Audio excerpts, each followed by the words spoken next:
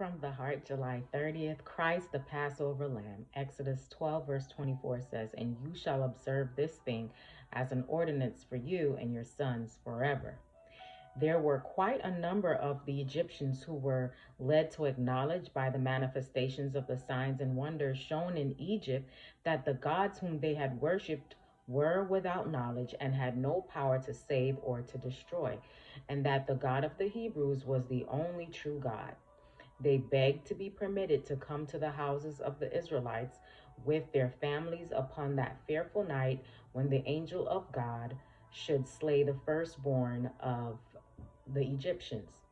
The Hebrews welcomed these believing Egyptians to their homes, and the latter pledged themselves henceforth to choose the God of Israel as their God and to leave Egypt and go with the Israelites to worship the Lord. Passover pointed backward to the deliverance of the children of Israel and was also typical, pointing forward to Christ, the Lamb of God, slain for the redemption of fallen humanity. The blood sprinkled upon the doorposts prefigured the atoning blood of Christ and also the continual dependence of sinners upon the merits of that blood for safety from the power of Satan and for final redemption.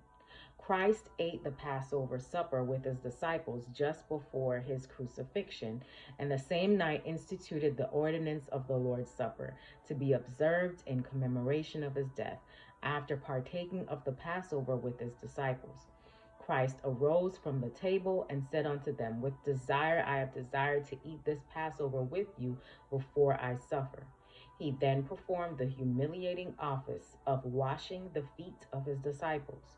Christ gave his followers the ordinance of washing feet for them to practice, which would teach them lessons of humility. The example of washing the feet of his disciples was given for the benefit of all who should believe in him.